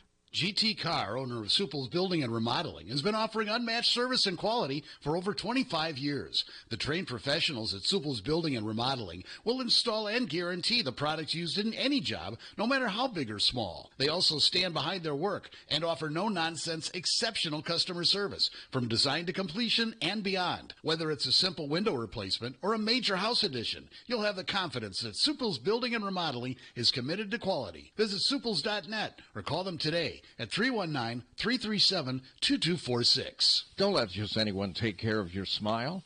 At Diamond Dental, you can expect compassion, expertise, and a personalized care plan to protect your teeth for life. With more than 30 years of combined experience, Dr. Forbes and his staff are prepared to tackle even your toughest dental problems, leaving your smile healthy and sparkling. Diamond Dental offers a full range of general and cosmetic dentistry, as well as dental treatment options for snoring and sleep apnea. It's never too early to start thinking about what's best for your smile. Schedule an appointment today by calling 319-390-3703 or visiting the office at 5815 Consul Street Northeast, Suite D1 in Cedar Rapids. You can also visit DiamondDentalPC.com for more information. Dr. Forbes is a proud sponsor of the Hawkeye Wrestling Club and the Inner Circle. Let the Diamond Dental team provide superior care for your entire family. The Sanctuary Pub in downtown Iowa City has been a fixture since 1972 and still features a classic menu such as the classic shepherd's pie, handcrafted pizzas, and craft beers and cocktails. The Sanctuary Pub is known for its warm and cozy atmosphere. That's the perfect place to spend time with family and friends while enjoying live music. Support great local food with socially distanced dine-in, carry-out, and delivery through Chomp Delivery. The Sanctuary Pub is located at 405 South Gilbert Street. Full menu options are online at sanctuarypub.com. Come experience the Sanctuary Pub. You won't ever want to leave. Car won't go into gear? Call Premier. Premier Automotive in North Liberty offers full-service mechanical auto repair, in addition to being Eastern Iowa's most trusted name in auto body repair. Use Premier for all your auto repair needs: brakes, oil changes, air conditioning, diagnostics, transmissions, or preventative maintenance. Whether you hit a deer or your car won't go into gear, see Premier Automotive in North Liberty. If you're looking for a new or used car, truck, or SUV, you should know Deary Ford is here for you. To give you the best selection and pricing on new Fords, Deary Ford is here for you. To work with long-term experienced sales and service reps, Deary Ford is here for you. To give you the highest trade values, Deary Ford is here for you. To provide pickup and delivery and mobile service for our customers, Deary Ford is here for you. Hurry in or shop online at DearyFord.com. Football fans, this is Bill Leixenring of the Oxyoke Inn. We are on your way to or from the game. We're ready to serve you with the same quality food and customer service you've come to trust for over 80 years. The Oxyoke Inn is serving our famous Sunday brunch buffet with lunch, dinner, banquets, and carry-out daily. From our Oxyoke family to yours, we can't wait to see you again soon in the heart of Amana. The Oxyoke Inn. KCJJ Weather, brought to you by Plum Supply. Plum Supply kitchens and baths. Your home never looks so beautiful. Mostly sunny today. We'll get to 63 for a high this afternoon. The wind out of the northwest at 5 to 15. Tonight will be clear. We'll drop down to 32 for an overnight low. Tomorrow, mostly sunny, 62 on Wednesday, sunshine, high of 65. 64 on Thursday. Going to drop back down into the mid-50s. By Friday, Saturday, Sunday, looks like we will stay dry throughout the week. I'm meteorologist Sean Cable on the mighty 1630 KCJJ. Outside now, it's 53. Earl was listening in Atlanta. He said you just faded out. That was about 15 minutes ago. Thankfully, I've got the app. Keep up the good work, guys. Thanks, Earl. And I heard from somebody that was listening to Boston Proper this morning that said over the air? Yeah, over the air, and he said apps and the internet are for pussies. Apps blow. And but he was listed over the air. I don't know if they're for pussies. I'm just not into. I don't like apps. Well, you better like apps. I don't have to like apps. You have to like apps. Apps my ass. I will say, when I was driving in, Eric Clapton, I don't agree with anything. But I'll tell you, I hadn't heard him for a while, and I heard later. God, he is a great musician. No, he is a great musician. He's just so he's talented. a miserable son of a bitch. But my God, Oceanside Boulevard, I haven't played that in ages. I may go home and actually have to stop. Because, I always make fun of people for being cancel culture, and I can't do the same. I can I can separate his music from his stupid views. It's the same thing with Michael Jackson. It was real weird and everything. I didn't you like got his the music and his music. Eric Clapton. I mean, Roger Waters before. Well, I can still listen to Pink Floyd and not think of Roger Waters, but Michael Jackson, I didn't hate Michael Jackson's music, but it ain't Eric Clapton. I mean, Ebony and Ivory and... God. Listen. Terrible song. Very seriously, don't let Paul McCartney do any... I think Michael Jackson's best song, was it Smooth Criminal? Yeah. That's his best song ever. That was my favorite song. Michael Jackson song. No, Say. Oh, God. That wasn't good either. Terrible. No. Keep the Beatles away from Michael Jackson. Yeah. Okay. Hello. I went to the, the wrestling yesterday. Yeah. Oh, yeah. How was that? Lopsided. And, there were 8,502 people there. Well, that's good. And it's a good crowd. And some people don't understand duels, because after Iowa played the first ones, a bunch of people thought, okay, we're going, we got to see it, and they left. And then after the second one, a lot of people left because they wanted to get home in time to watch the women play. Mm-hmm.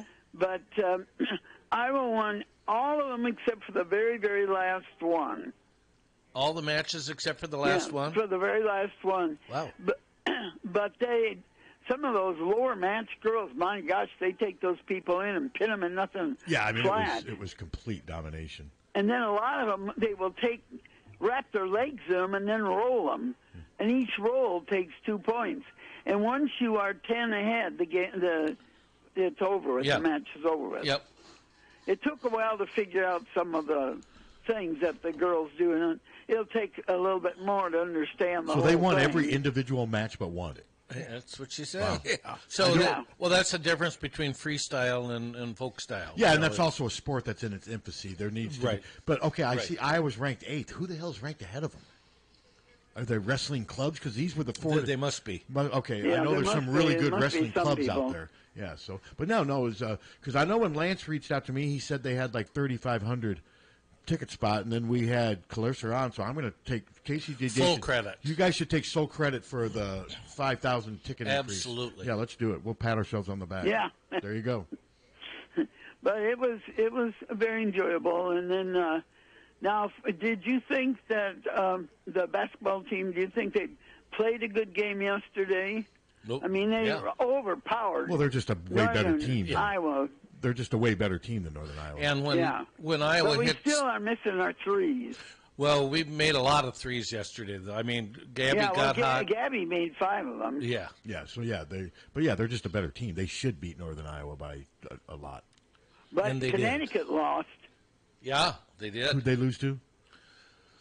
Oh, let's see. They lost to. I'm assuming NC State. Okay, that's a good team. Yeah, it was that's NC a good team. State. That's not, and I'm not knocking Northern Iowa, but Northern Iowa's not.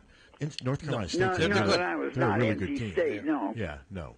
So, but no, that was an impressive win. Caitlin didn't have to score a ton of points, and they're rolling right now. She scored her 16. That made her go ahead. Yep. So we have a chance to be number 1 when the new polls come out. And she also had a triple double. That'd be great. Who was number 2 last week? Was it Connecticut? Well, probably LSU, wasn't it? Well, no. Who was Iowa was 3rd. LSU was. Connecticut was number 2. Okay, then, they probably will be number 1. South Carolina, LSU, Connecticut, and Iowa. South Carolina was 4, and didn't they just destroy Maryland? Do you think anyone in the media will make a big deal about Iowa being ranked number 1? God, I can only imagine what Twitter's going to be like when that comes out. Yeah, no, they'll be number 1 and enjoy it, but it doesn't really mean anything right now. No, of course not. But it's something we've never done before, so it's kind of nice. Yeah. Well, I thought they said the last time we were there was 1982 or something like that. No, it wouldn't have been 1982. I don't think we were ever number 1. Yeah, it wouldn't have been before Vivian Stringer came here. That's what I thought. I didn't think we were ever number one. Yeah, I don't know. I don't know for sure. So. Some papers said that we were. I don't know. I don't know for a fact. But I mean, before Vivian came here, they weren't even that good, and they hadn't been around very long. No. Yeah. I'm skeptical. Yeah, once you get number one, you're a target. We're a target anyway, Karen. Well, that's true. Anyway, you guys have a good day. You too. All right, Karen. Bye.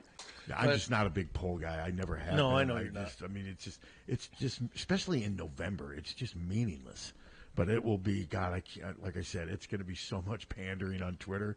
And that's what I get it. That's what you got to do, and what have you. But Lisa's going to be. She'll say, "Enjoy the moment," but guys or gals, it doesn't mean anything. I mean, it's just we got to keep going. No, that's right. You know, we got to keep going. And I mean, just like Kirk says about the football polls in September, they're meaningless. Yeah. No, I know I'm raining on the parade. I'm sorry. Oh, you're a hater. Like I said, polls are just. I've just never really gotten Hater. Hello. Hey guys, it's Greg from Chicago. Hey. Speaking of polls, the women's wrestling, that 8th ranking I think was more just because it was their first year competing. I mean, they have annihilated 2, if not 3 teams that were ranked ahead of them. Okay, so the rankings basically are useless then.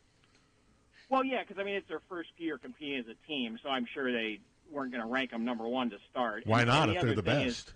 But if they're the best, why not? I mean, I don't think you knew that. But my guess is, not staying away from them, but they are the only Power 5 team in the nation. So my guess is, recruiting-wise, they probably have the pick of the litter right now. Would seem. Yeah, I've been told that Arizona State and Penn State have really good wrestling clubs. And I think it was Clarissa that actually told us that the first time. We're like, who's your toughest competition going to be? And I think she brought up 2 or 3 wrestling clubs that are really good. They have people that are Olympic hopefuls and stuff wrestling in clubs.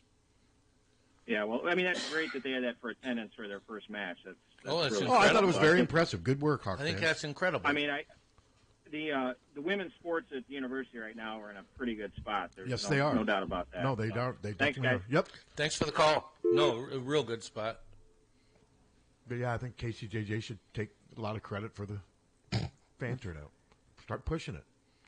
Because, like I said, Lance told me there was 3,500 sold earlier in that week, and then we had her on, and it was 8,500. Take credit for. We're going to take credit for everything. Yeah, we'll take credit for. Are you taking credit for Brian Ferentz's game plan Saturday? Full credit. Yes. Well, I talked to him on Friday night, and I said, "Hey, Brian, let's have a good game plan." This is I think. He said, "Thank you." Okay. Hello. Good morning, fellas. Hi, Terry. Hey, Terry. Terry. Hey, Pat, has there been any word out of Coach Ferentz regarding the kid from Cedar Rapids, Kennedy, that decommitted? What do you mean from Coach? He can't comment on him. He hasn't signed. Well, wasn't there? Didn't he comment when that kid from Southeast Polk decommitted and went to Alabama? After he signed. Yeah. You can't talk about these kids until they sign. And he didn't say a lot about he didn't say a lot about Proctor, if I remember correctly. But no, Nick Brooks won't sign. He's only in the class of 25. Right. Well, but he had committed, right? But can he sign? Yeah, but he hadn't signed. Coaches can't comment on him until they sign. And when is that? In February? Well, no, it would have been next December. Oh, a year from now. So a year from he's a junior now. A year. Yeah, I understand that. Yeah, I understand that. Okay. All right, thanks for clearing that up for me. Yep. Thanks, Terry. All right. Got a frog in my throat. So that doesn't mean you guys got to stop talking. So did you ever imagine, Pat, that we would be watching on Tuesday? We have a 9:00 tip at Creighton. No, that's the reason why we're not there. 9:12. No, you're probably right. Yeah, it's that insult to injury. It's ridiculous. I mean, it is. Dallas was going to. I'm sorry, I've got an ice cube in my mouth. Here, let me finish with this ice cube. Okay. I sound like Mushmouth. Well, we'll take this call. Remember Mushmouth from Fat Albert? Yeah. Yes. Yeah. I sound like Mushmouth. Yeah. Hello. Now, I don't want to rehash what you guys were talking about with Coach, but a couple of observations. I was down by the tunnel, Rutgers tunnel, at halftime. Those guys looked winded when they walked out. They looked tired. Their coach looked confused. He was looking at his play sheet all the way through the tunnel. Interesting. It's like he couldn't figure out anything that was working for him. Yeah, when you're scoreless at halftime, you're probably looking at your play sheet. Yeah. Yeah. The second thing, there was a lot of man coverage by Rutgers defense, so we were running the ball against 6-7 guys in the box. Yeah. That's impressive. Yeah. I mean, I know you guys talked a little about that, but here's the one thing that I took away because I really hadn't noticed it until Saturday. Taylor, his punting. When Reggie Roby punted for Iowa, he would turn the ball over and it would spiral down the field, and that's where he'd get a lot of his distance. Taylor doesn't do that. I'd never noticed that before. His ball goes end over end like a rugby ball. Yes, it does. It's just amazing the amount of distance that he gets without ever turning the ball That's over. also why he gets a lot of favorable rolls, too. That's right. He puts spin on the ball. And bounces, And it bounces the way he wants. He manipulates the ball. And it sounds the same because I remember what it sounded like when Reggie hit the ball. Yeah. There were times that I sat up in the top row up in the 70s, on our side, and the ball that Reggie was kicking would be eye level with it. And Taylor's doing the same thing. You can just see the amount of power that kid has. Mm-hmm. And you don't appreciate it until you really see it in person and focus on it. No, it's impressive. Man, that was a fun game. That was such a fun game. The crowd was into it. It was loud. Weather was great. No, it was fun. Well, especially the second half. Yeah. Yeah, the first half was it was just more of the same. I had a bunch of people around me, not a bunch, but there was like 3 or 4 guys that had bet the under that were sweating that last possession by Iowa. As well they should have been. And you knew once we got the first down inside of the 10, Coach, too much class there. There was no way in the world that he was going to try to score. You just knew that because that's how our coach is. He's a class act, and he would never intentionally run up the score on another team. So that just speaks volumes for his character and the character of this football team. Yep, I agree. Yep. Well, anyway, keep up the good work, guys. Go All right, Let's thanks get for the call. Appreciate the call. Yes, All right. yes. I was saying one of the thoughts I had at halftime, I had 3-0. I said, this might even be enough points to win this game. And as it turns out, it would have been. Yeah, the Rutgers offense was I don't know why it was strange. I don't know why they drifted from their running game. That Kyle, he was having success early. He was running hard, and they just kind of gave up on it. But the penalties for them were so costly. Those third down false starts. Yes, and continuous. And their quarterback just didn't play well. He didn't. He just did not have a good game, and there's only so much coaching can do.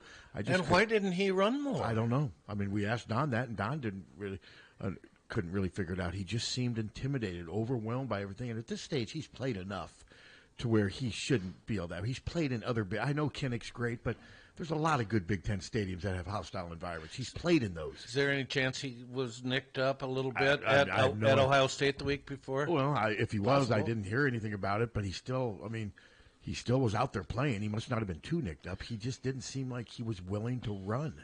We'll say that there is a bit of an Ohio State factor. The week after teams play Ohio State, they don't do very well. That's true, and everyone's talking about, that was a barn burner. Ohio State still won that game 35-16. Yes. I mean, they scored 13 more points than Iowa scored against them, so it's not like that was just a nail-biter to the end. Rutgers was good for a half. They were playing well for a half, just like they did against Michigan, but against Iowa, they just never fired a shot. Well, they haven't. That was possibly a program-defining moment for Rutgers, and it didn't happen. And they were their own worst enemy in a lot of ways. Those penalties in the first quarter were huge. And then now they go at Penn State for their reward this week. And my guess is Penn State wins these types of games. I would think so. But it's not good in Penn State right now either. I'm guessing those are both of them. I'm not guessing. Both of those fan bases are upset. But this stuff with James Franklin, it could get ugly. Because he speaks his mind. He doesn't take criticism very well, and he'll battle back. And I don't know. It's going to be interesting to see how it turns out. I mean, I think he will be back next year because I don't know where else is he going to go to equal Penn State. Yeah. I mean, the problem is when you take a job like that, if you don't succeed, you'll never get a job like that again, more than likely. And like Jimbo Fisher. You think any major elite Power 5 is ever going to hire him as a head coach again? No way. Nor should they. What's that? How's he going to make it? How's he going to make his market? Well, he's just going to have to budget. What's his age? I mean, he's just going to have to budget his money and just Security. live within his means, live within his hundreds I mean, he's made like $150 million. Yeah, be a greeter at Walmart. But, man, what a terrible hire that's turned out to be. Jeez. And I didn't think, even without hindsight, it was a good hire from how they did it financially. 100% buyout. I just think, well, and then that Mel Tucker thing at Michigan State, it was the same kind of contract. Now, they lucked out because they're not going to pay They it. did. I mean, I know they're getting sued, but I think Mill's going to have a tough case with that one. And, I mean, Fitz is suing Northwestern. I think he may have a better case than Mel Tucker. I would think. Because Mel Tucker is accused of doing stuff himself. You know, and with Fitz, you're not sure how hands-on he was with this stuff. And I do. Don't you have trouble believing that Harbaugh knew nothing about any of that stuff?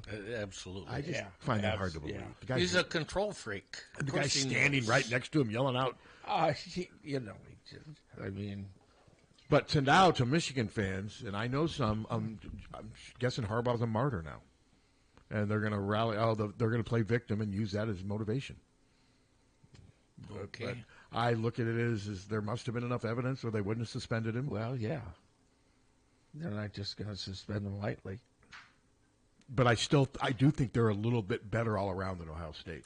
Well, I kind of do too. Ohio State, I mean, their offense is still really, really good, but it's not quite as dominant as it's been. I mean, Marvin Harrison's just out of this world. I mean, he is so good.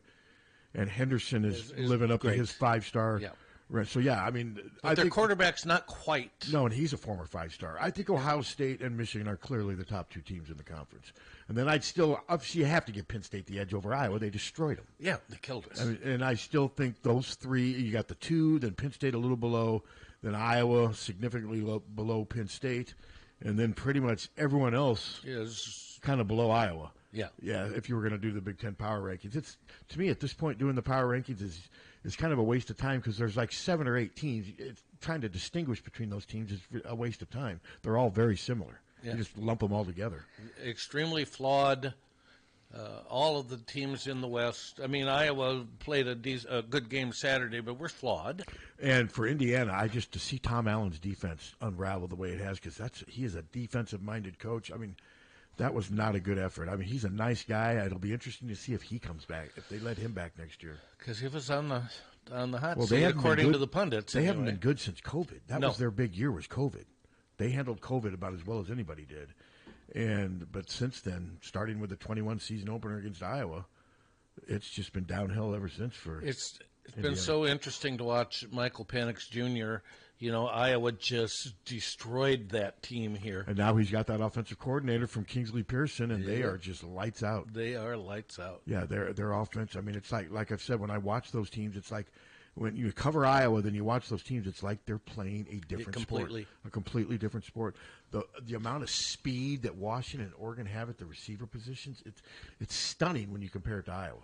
And when you compare it to a lot of the Big Ten teams in general. Well, there are different approaches, and Big Ten is basically one in the trenches, and it's going to be so interesting to see a contrast in styles and to see what happens. No, it will be. I'm looking forward to it. Yeah, well, it will be. Lincoln Riley and USC, that's an interesting story because I thought this team was going to be a lot better. I mean, they're 7-4.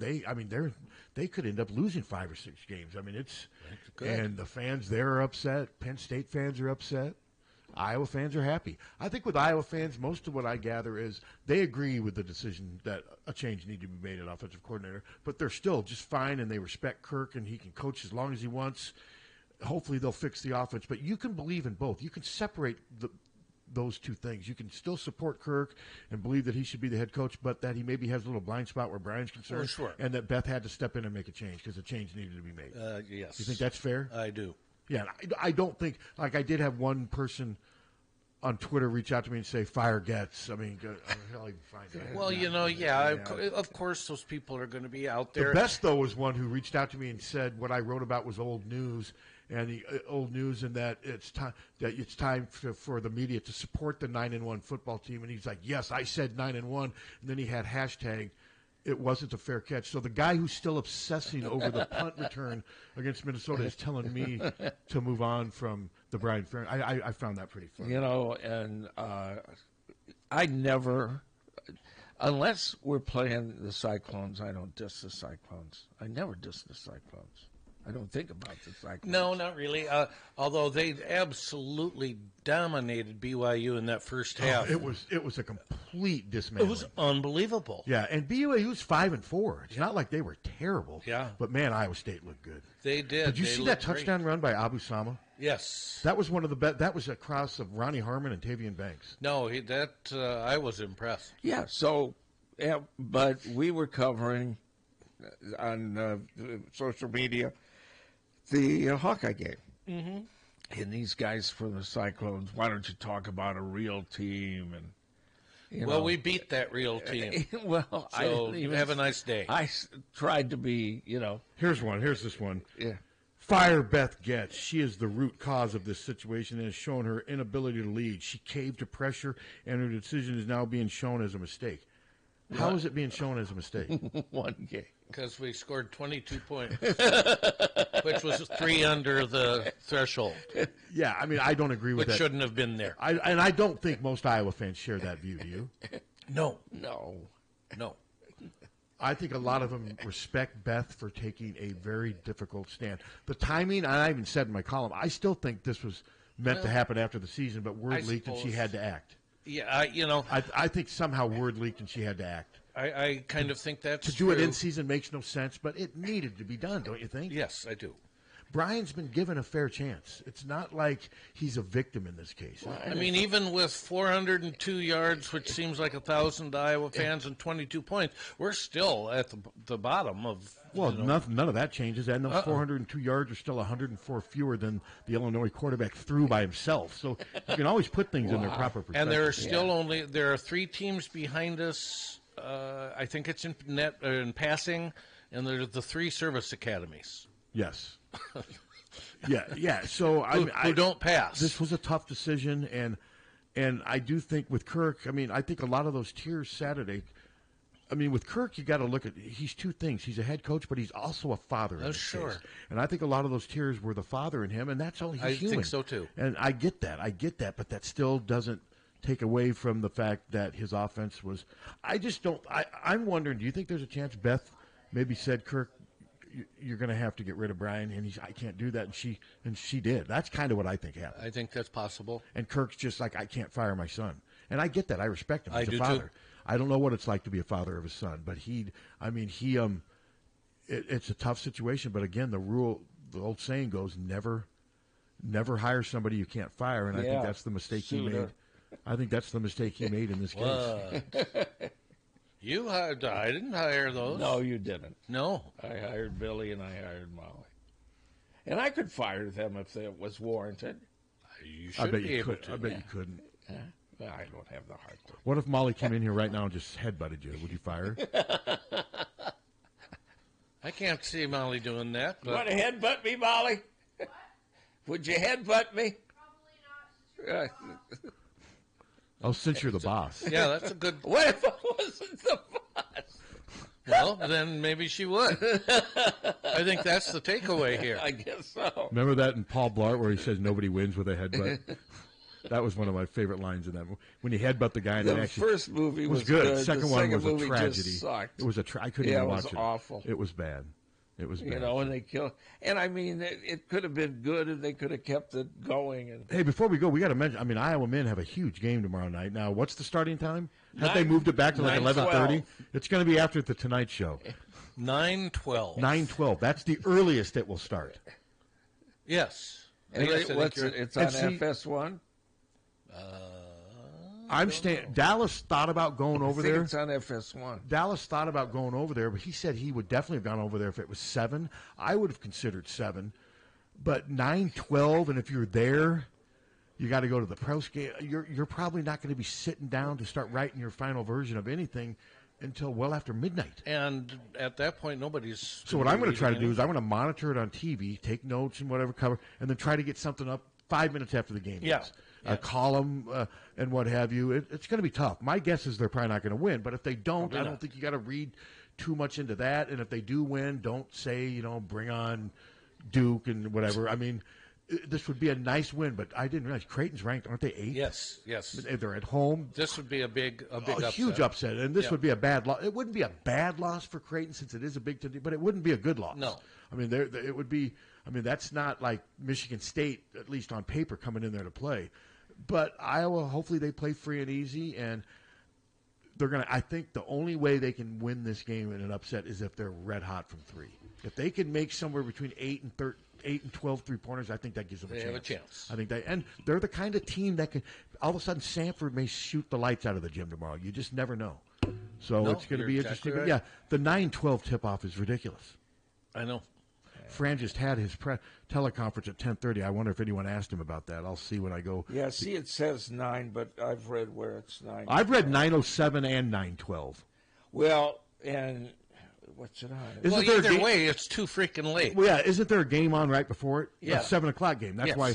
So, and how often do those games end in time to where the other game's going to start where they save? Well, they don't, and they have to have 30 minutes for the teams to warm up. Well, it's the other. Yeah, but that's if the game's at the same facility. This. There you go. The game on prior to that, we don't know. It's not going to be. Oh no, you're right. You're so right. No, it will go. But lots of times they're not going to cut to the Iowa game until that other game's over. I assume. But do we know what the game is before? If it's, I don't know what the game is. What channel is it again?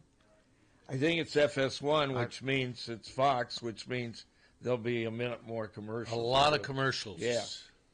So it's going to be, you'll start your morning show, and if it's overtime, it'll still be on. You know who has a lot of commercials? Is Sundance has a lot of commercials. Yeah. A ton of commercials. Yeah. I've been noticing that. But, yeah, no, the tip-off is unfortunate, but it's TV. It is what it is. And, I mean, 8 o'clock's late enough. And that was 8 o'clock's too late. 8 o'clock's too late, but that always used to be the late. These 9 o'clock games have not been around that long. Wait until next year. Oh, there's going to be some games with basketball that may play at 10 or 11. Well, there are. Yeah, because they're going to cater to the West Coast. Because sooner or later they're going to give the West Coast an 8 o'clock or a 9 o'clock game, and that means, like for Iowa, back here it's 10 or 11. And 11 o'clock in New York, we're out east. That's just the... But, yeah, I mean, to see these 9 o'clock I'll be games, able to come in. Well, Iowa's had a couple games Wednesday. at Carver. They've had a couple games at Carver that have started after 9 o'clock in the last couple of years. Yeah, they've had a couple. So, but yeah, that's the only bad thing. Other than that, this is it's going to be an intriguing matchup. I look forward to it. I look forward to watching the game because it's going to be a big test for Iowa to kind of see where this team is. Yeah, because they've been fun to watch so far, and granted, it's been against the Little Sisters of the Poor, but it's a fun team. I love seeing all the young players. His style's fun. The way they play under Fran is a fun style to watch. Yeah, I agree. So, it's almost 11. Fran's teleconference is almost over, and yet we're still going on. We started at 9. He started at 10:30. You think Fran would like to come on here for 2 hours? Ask him. Could you imagine? He might. You imagine you guys with Fran for 2 hours? Oh, Fran! I'll tell you what. When we have Fran on, that we usually have him on for half an hour, 45. It goes by just like that. Fran's great on the radio. And he doesn't. I mean, he doesn't rush to get off. No, he doesn't. No, he doesn't at all. No, he's great on the radio. No. So yeah, this is going to be a fun game, and I like. I mean, I like the young talent on this Iowa team. I do too. There's always something neat about these young guys. You don't know much about them. There's going to be some ups and downs. Don't get me wrong. Yep, but there are. We'll see. I just wish the fans would get behind this team because I'll tell you that arena in Creighton in Omaha tomorrow is going to be rocking. I've been there before. It's going to be rocking. I've been real impressed with Brock Harding's vision. Yeah, he's had some nice passes. Passing. And I do think between Harding and Bowen and Perkins and Dix, those are 4 good guards. I think they've got some depth in the guard court. I will say before we go, I got to look. My Twitter line yesterday was inundated with Taylor Swift and Travis Kelce stuff.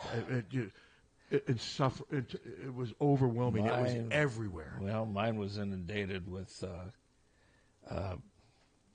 political crap. Mine wasn't. Mine was all Taylor Swift. Yeah. And I've never done anything on Twitter to give anybody any indication that I'm interested in Taylor Swift, and yet my timeline. You said you liked Anti-Hero. One song, but I didn't say it on Twitter. No, but I think sometimes I wouldn't if I were you. The phones listen to But there was a video of her leaving us. I mean, if you don't turn off the microphone on your Google, that's kind of creepy. It's like I'm being stalked by my own phone. Sometimes I think. But there was this video of Taylor Swift getting done singing a song and running off stage to hug Travis Kelce, and it was like being treated like the Bay of Pigs. You know, I mean, it's just amazing what people find interesting. I think they find it more interesting now because the news now is too heavy for them. Well, that's a good point. Yeah, I could see that, but I just don't care who Taylor Swift dates. I mean, no, not really. Oh, what if she dated Ray? Well, that would go from care to concern. And you go in. I go in there, and she's sitting there with Gatons at that table, talking to Gatons and J. Patrick Wright eating something. No, she'd be at Kraken with her money. Well, it's close. She'd go get something at Kraken. Oh, it is closed on Monday. Yeah. That would be funny, though, to go in there and see Taylor Swift sitting with Gatons and J. Patrick Wright and Ray. Would you laugh at? And then the guy who wants to fight you, because that's his area too. Yeah. He wants to fight me. He does. And he sounds like he's telling more people than just me. Oh no, I've got 3 other people that have contacted me just this weekend. Would you like to see that fight? Wrapping it up. You lost me. Not. Guy wants to fight. You know the guy. He wants to fight me. Oh yeah. Opera man. No, I'm not I think it'd be funny if he was fighting you and singing the national anthem at the same time. That'd be a little more interesting. But would you pay to see them fight? No, I'm not. I don't find fighting interesting. No, I don't find fighting. A lot of people in this country do. Yes, they do. I know. Yeah, I'm with you. I don't either. I mean, I'm not fighting. I've never been a big fan of. Have you ever been a big fan of Ultimate Fighting? I do think not at all. I do think it's particularly odd, considering the space of time that has gone by. Yes, I agree with you. And I really had nothing to do with the news. So I mean, there's a lot of odd things in this world. Yeah, and this is one of them. But no, good show again with Don. I always enjoy Yep. getting his insight. And this is they're 8-2. I mean, I picked them to go 10-2. I didn't think it would quite go this way. No, but it's kind of going the way I thought because I didn't have any respect for the Big Ten West, and it stinks. You were right. I mean, it stinks. I picked the same. If Iowa was in the East, they would lose 3 or 4 games. Yeah. I mean. But they're not. They can only play the teams that are on their schedule. So it all changes next year, and it's going to be interesting. Yeah, next year don't they play USC and Ohio State and play UCLA at UCLA? And don't they have? And Washington comes. Washington comes here, and then they go to Ohio State, right? Yes. Yeah, that's going to be tough. Yes, it is. It's going to be tough. So they need to seize them. And I'll tell you, are you convinced that Kirk is back next year? I believe so. I'm not convinced, but I'm not saying he's not going to be. But I'm way less convinced than I was prior to the Bryant situation. What if we somehow win the Big Ten? I could see that being his way of saying, possible. Adios, it's been a great run. I'm out of here. I'm not saying I don't have inside sources. I'm not saying Kirk has earned the right to coach for as long as he wants. All I'm saying is I would have been 99.9% sure if somebody asked me that question, which I get asked a lot. Now I'm 60-40 that he comes back, and I'm less than some of my colleagues in the media who are way more thinking he might not come back. Well, we'll find out. To me, it's Kirk's decision. I agree. I think he'll be back for a number of more years, but that's my thoughts. And you don't have anything to base it on? Nothing whatsoever. No, but these geniuses that say, be careful what you wish for, because you're assuming that you're going to get a coach. No, I get that, but you also can't be afraid of change. I mean, you can't be afraid of change. He's been here 25 years. You've got to have faith in your system that you'll hire a good coach. Yeah. And I still believe he should coach for as long as he wants, but you can't just be afraid, if we get rid of Kirk, we're going to be crap again. You can't think that way. No, but I can also tell you that there's plenty of Wisconsin and Nebraska fans that are saying, what have we done? Yeah, but it's too early. They're both in the first year. Of course it's too early. It's way too early. So but they're fans. I get that, but sometimes fans can't get what they want. Are wrong. Many times they're wrong. And I'm not saying Luke Fickell – we can't say that Luke Fickell's going to fail at Wisconsin. It's way too early. Not at all. So just – I mean, I understand be careful what you wish for, but also don't be afraid. Yep. But no, like I said, it's Kirk's decision. He has earned the right to make that decision. Yes, he has. 100%. Yeah. Yep. All right. Molly Suter is next. TalkFanatic.com. Check it out. It's free.